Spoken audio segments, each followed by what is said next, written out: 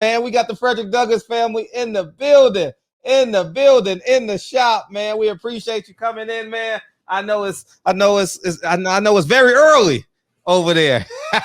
Well, it's almost yeah, it's late, but close to being early. I appreciate you coming in, Mr. Green, man. Oh, And my pleasure. yeah, today is Frederick Douglass' birthday, man. It's a day that you and your family value, hold in high regards, huh?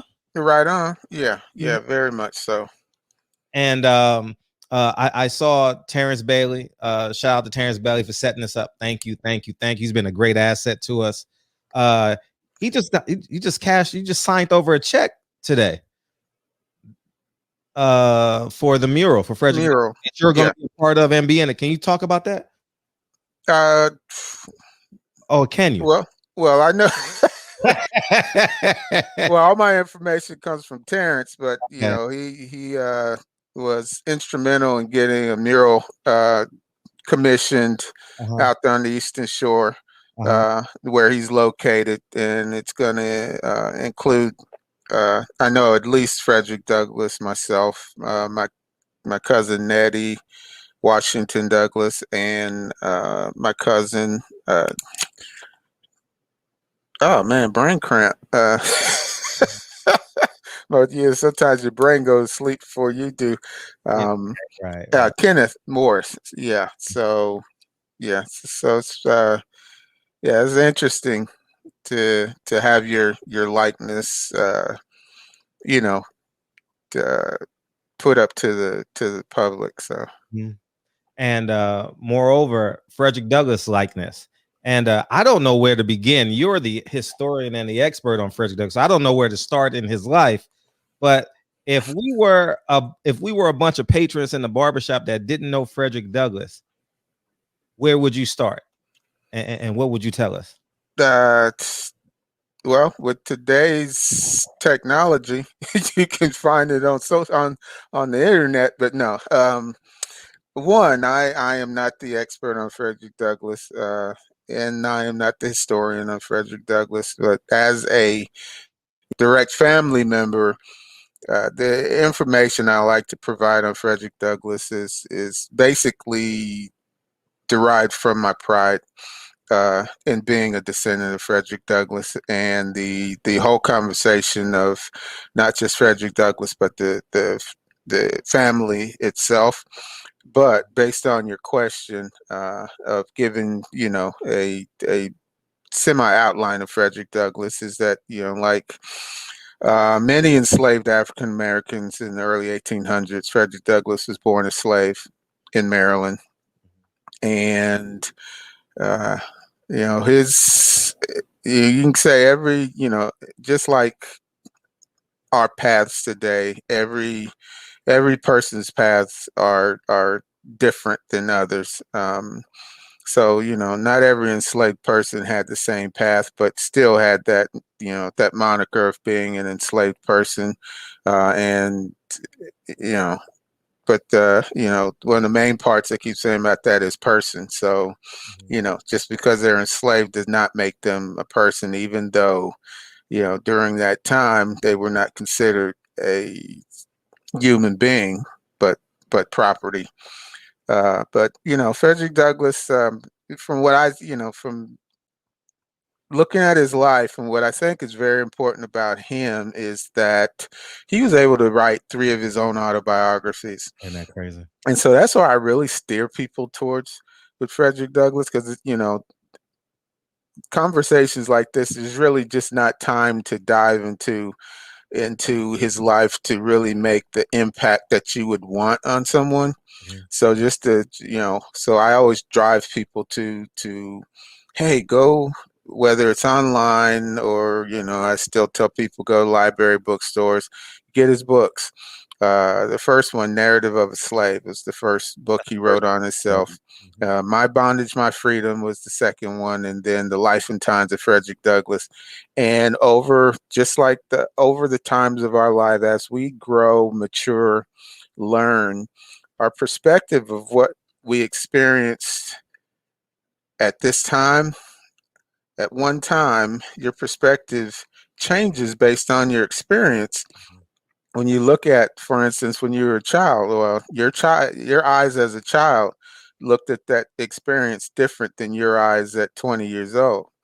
And then, me just turning 60 last week, my eyes as a child is different now, especially because just going, diverting just a little bit. I just went back home to a homegoing of one of my extended mothers.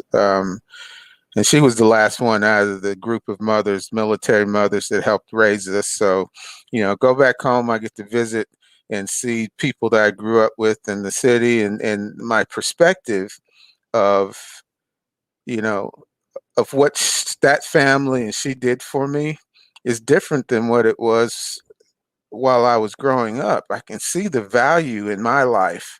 And that's the same thing I'd say with Frederick Douglass. He saw value. He saw a lot of different things later in life. Um, not excusing the institution of slavery, but he could understand it more to be able to make informed decisions, to be able to debate about it, to explain why certain things happened, to explain what was, you know, even in greater detail, what wasn't so great about being enslaved. But one thing that I really like to emphasize on Frederick Douglass is his freedom. Uh, Now, his freedom came before he escaped to the North. His freedom actually came at a time frame with his confrontation with Mr. Covey. Mr. Covey was a Negro breaker. And Frederick Douglass, up to that time, most of his experience as an enslaved man, boy, was not that, that picture, that what would you call it, that roots picture type of thing, that hard. He was able to, as a child, able to live in Baltimore and learn and do things like that.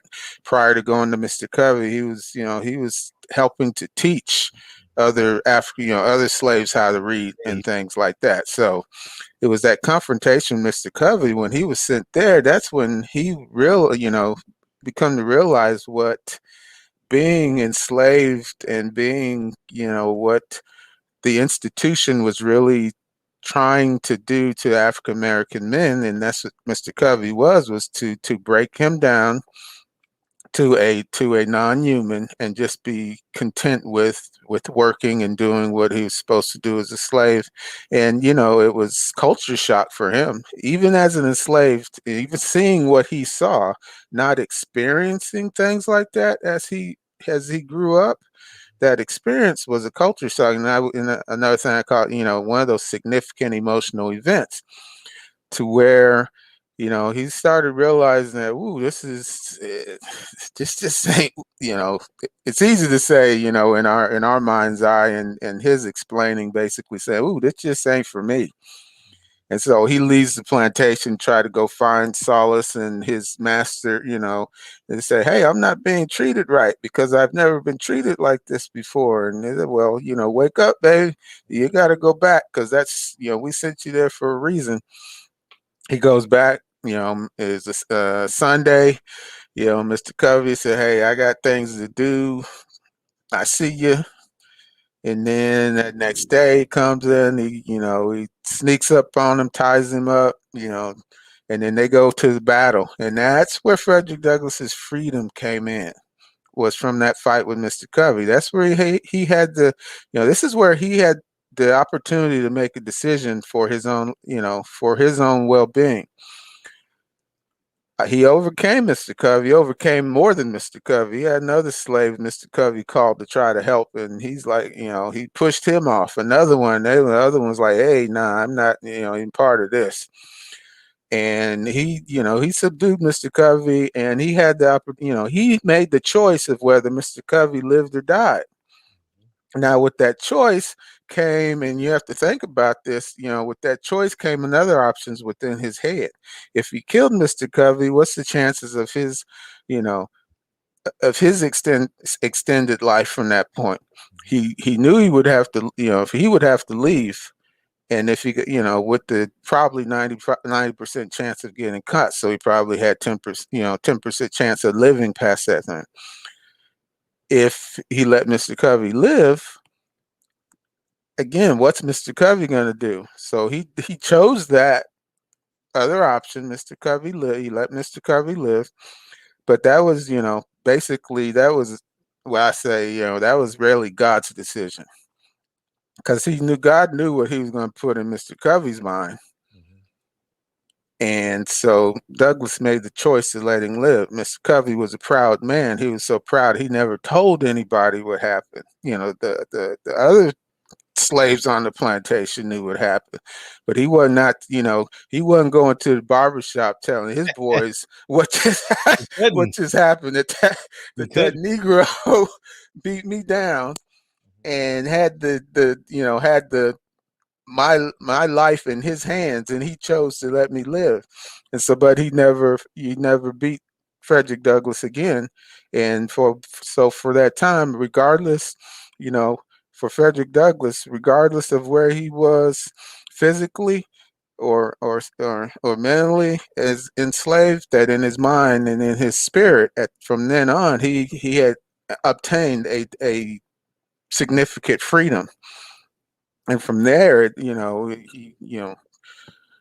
going to what he did from there on is more than one book in itself by him and other authors. So that's one of the main stories I like to talk about with Frederick Douglass, is the Covey story. Monty in the chat had a question about Anna Marie Douglas, his first wife, obviously. Hmm. Why the lack of attention on her in our history? That pretty much answers your own question right there. In our history, that's just, that's kind of just the way somewhat history was. But um, to say that she was like one of those, I think about my wife as, as a homemaker, homeschooling. To say that I can't say, a behind the scenes person, because in our household she is the scenes. And I believe that's what Anna Murray was. And within that household, she was the boss. Um, Most of Frederick Douglass's notoriety was outside the household. Anna didn't, Anna's notoriety was not outside the household. So, even during that time frame, how many women's um, experiences that most of their experience was done within the household was highlighted in our history, whether they're African American or non-African American. It's usually the women who's outside the household that you see their experiences being uh, notarized, that more of. So that there's no taking away from what Anna Douglass did. It's just that it wasn't notarized, because what everything she did, her main thing was taking care of that household. So she's, big ups on that, of course. I, your family member has a favor for you. He says you obviously reading it. Take your glasses off. Okay. Very similar, right? So I Very. can't see my notes now, but anyway, that's okay. I'm good. I'm good. what what accomplishment would you use by Frederick Douglass to inspire a 15-year-old boy or girl in the 10th grade? Okay. Uh, that one for me is, I I mean, think so much, about, so much. Like it's like no, I think about, I mean, even you when you use that age frame, um, his accomplishment is, I base it, I go back to him in his younger days, is based on education. It's that time where he was given the opportunity by someone, by Mrs. Alt, who thought that every child should learn how to read and write, until she was told that that was not the case. But once that spark, once you light a match and you can get that match, keep oxygen on that match, and find tinder to create that fire, which happened with Douglas. That education was started out as a match, and it just grew and grew and grew, and he knew, being observant. So one is opportunity. Those opportunities are there for you young people. Two is being observant, observing around you, what opportunities, what things that are good for you, what things that aren't good for you. You got to be able to discern the difference between the two, because people are going to tell you, but you're not paying attention right then. But some are, some aren't. And then you got to be able to take advantage. What I mean by take advantage is not that you're trying to cheat someone, but you're taking advantage of the opportunity. So Douglas, what he did is, the stories, because I even saw it on MPT in a cartoon where the younger kids that were going to school, Frederick Douglass would challenge them, ask them questions about what they were learning, and that's part of the way that he helped teach himself, was by learning from others. So sitting in the classroom, looking at people that's sitting there, that's right, taking notes and answering questions, and you sitting there looking at them like, yeah, this, brown nose trying to get the teacher's attention, know all the answers. Them are the people you need to be talking to. Them are the people that you need to be peer learning. If you're one of those people, you need to be passing that down to someone who needs that help, who's looking for that help, instead of, degrading them. So you be on either side of that, that line. You'd be the person who needs to learn, or you can be that person that can help someone else learn. But you're not gonna make it, you never make it down that road by yourself. Gotcha. You gotta, you either gotta grab onto someone that's going forward, or you grab onto someone behind you and pull them forward. But you gotta, you gotta, I realize sometimes you gotta be careful. Sometimes you don't know, but one of the things they say, that everything you learn today is not meant to be used today, but if you never learn it, you never have the opportunity to use it. So that comes from that, I used that, I came up with that with, Mama used to say, you know, our mothers, everybody, when you're younger, they'll tell you this, that, and the other. And then 30 years later, there's that light bulb moment. Oh, wait a minute. I remember somebody telling me that 30 years ago, and I was like, yeah, right, okay, whatever. And now here it is. I got the opportunity you know, to either use that information one way or the other. But, at least someone was there that cared enough to tell you that, whether or not you're paying attention or not. Part of that for me too is like when I went back to college after I retired from the Army. So there's a lot of experience I had. So I'm sitting there in class. There's things in there that I knew and recognized just based on experience with history, sociology, different things like that. And the younger students, they're sitting there and they're like, "Oh man, this is," and they're struggling to grasp. And part of their idea is like, "What am I supposed to do with this?" Well, the thing about it is you're supposed to use it right now to pass this class. Whether or not you're going to need it when you walk out that door tomorrow is not the important thing. Is that you accomplish, you pass, complete the goal of passing this class. You have that knowledge. You don't necessarily need it right now. You might not need it for your major, but you got it. But if you never come to class, you're not taking notes. You just, say, "Hey, I'm good with a D." You done cheated yourself. I mean, I was there too. My my third year of college, I was able to use that, but it to help graduate. But when I went back to school that third year at Cal State Hayward, that brought my GPA like woo. Wow. But hey, it still counted. But and those are even those D experiences are something that later on in life you can talk about. Right. Yeah. So Few more questions, then we'll get right. We got two or three. yeah, I understand. Thank you. Was Frederick Douglass created or manufactured, you think? Born? Ooh. Was he born or was it the pressure in the pipes? So as far as Like, his, was he going to be Frederick Douglass without the the slavery, or was he born? Because I'm trying to figure out: are leaders born, or is it the time, or is it the times? hmm, Would Malcolm X be who he was in the 1800s? Would Frederick Douglass be who he was in the 1900s? yeah, because what's interesting about that during those times it's because part of that you look at today is like who is that person, Hmm. and sometimes that person's really you're not really paying attention until later on, but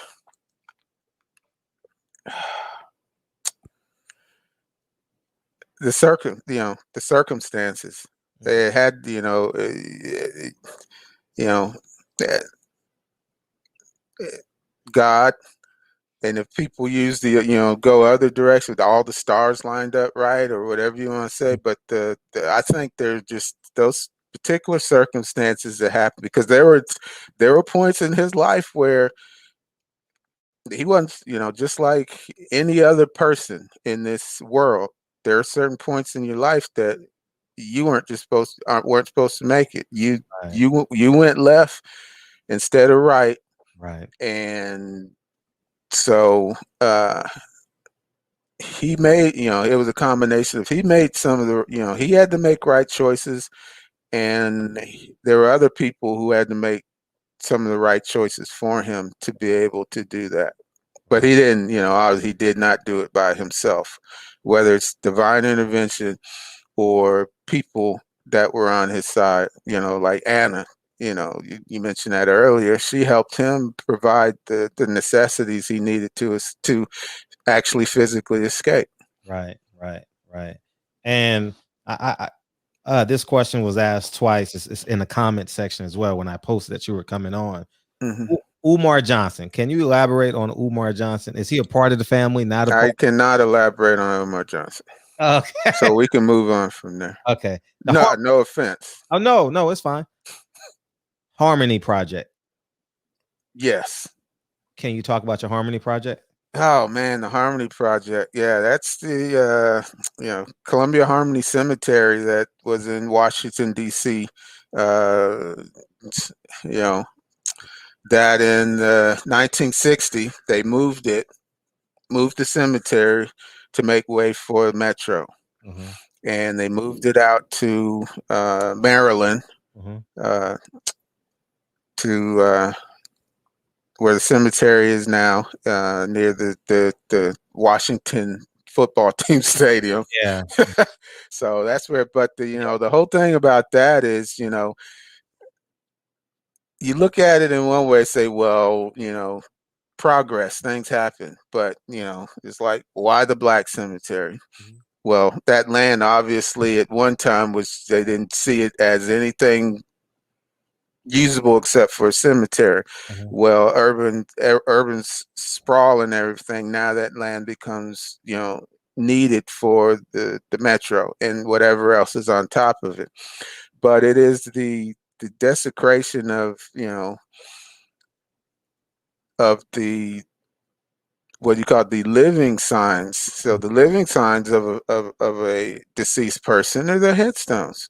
Right. So those headstones were just given away as riffraff, taken down to Virginia along the Potomac River, Right. and just used to build up the shore. And we're talking 60 years later, roughly 55, because they were found several years ago, but those stones are there. And now the Harmony Cemetery Project is to recover those stones, bring the stones, whatever stones they can, back. Make people recognize what happened. That's why it happened. It's not just to cover, say, hey, we got this, and you still got to go back and find out where was the responsibility in this. You can't excuse the responsibility, even though you got to move forward of what happened, why this happened, and that wasn't the first time that's happened, and it still happens.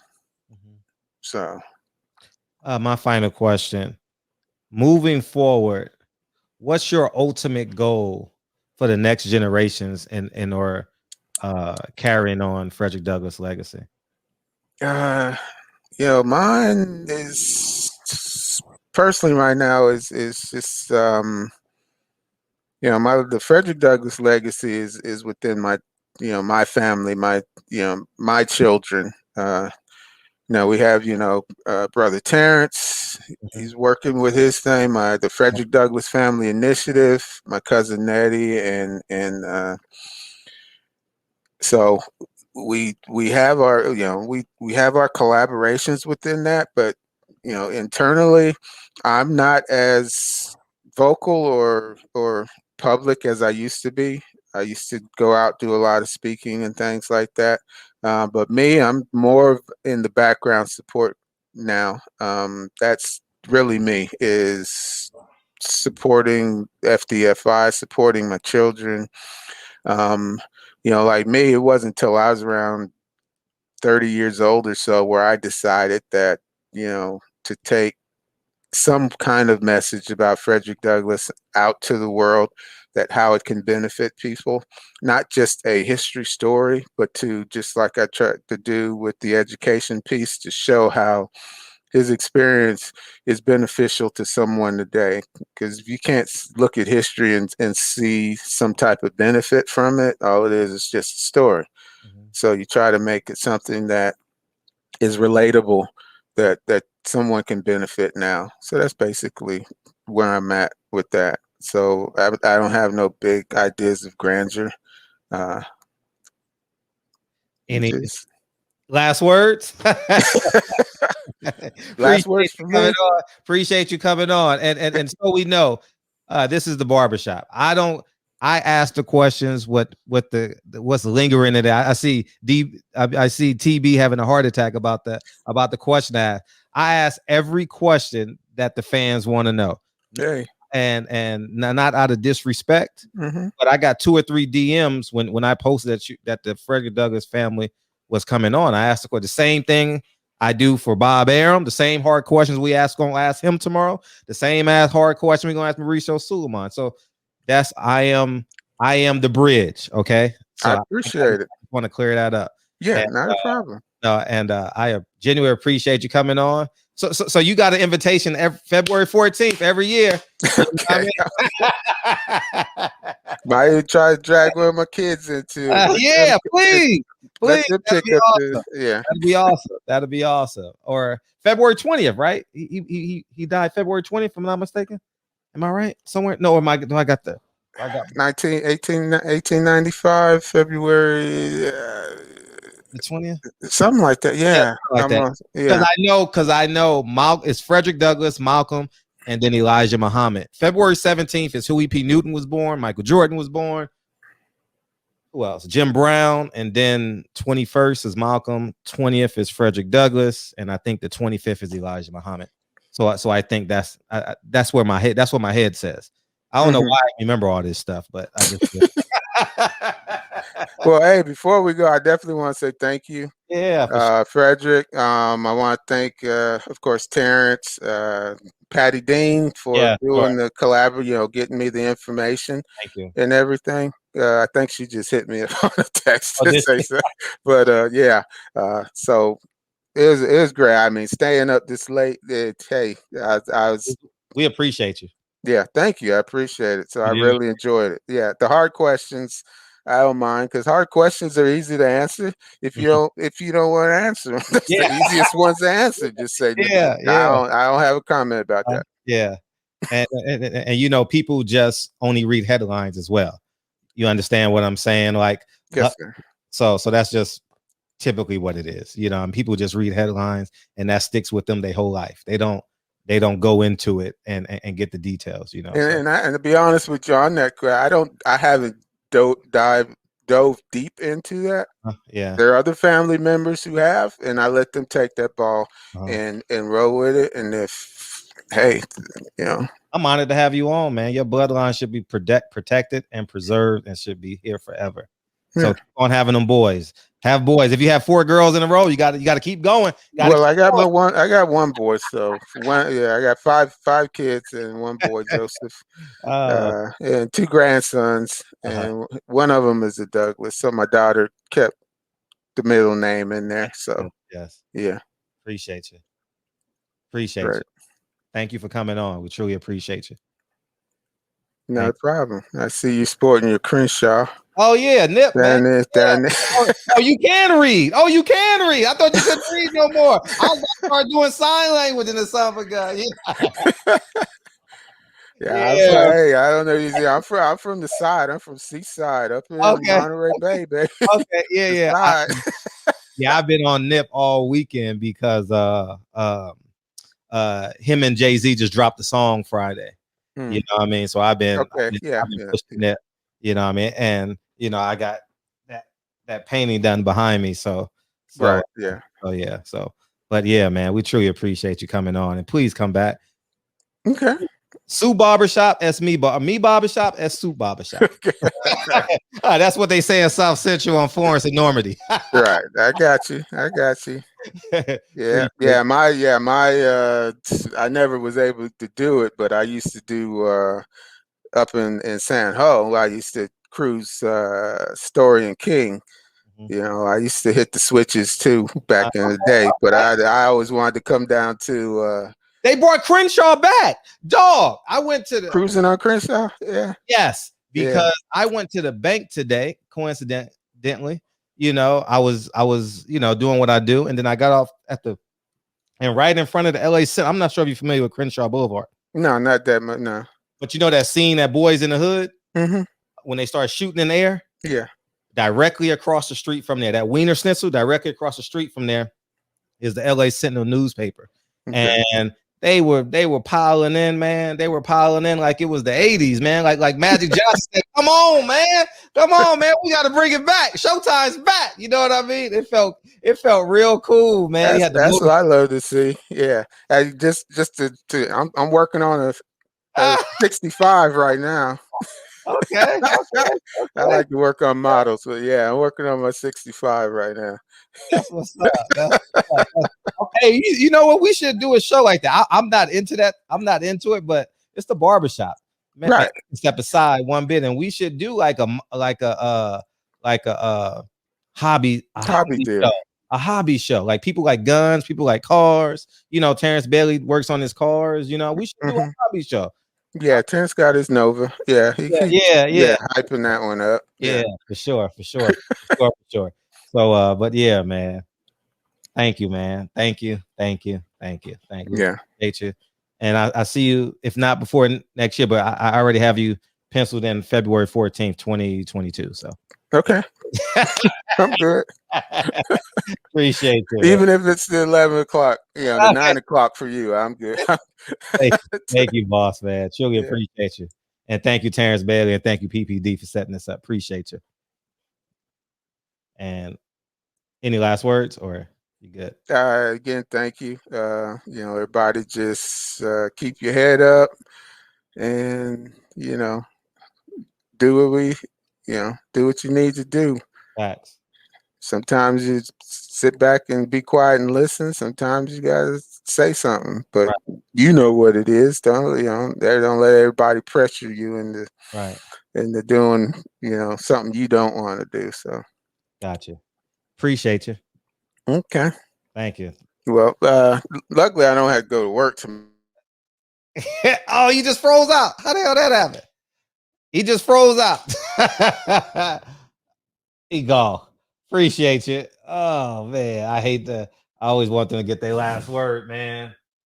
Hey, give it up, man. The Frederick Douglass family, man. The Frederick Douglass family. So now you can say that you officially heard the Frederick Douglass family. You know what I mean? Thank you, TB, for setting that up. And oh, you want a link? All right, cool.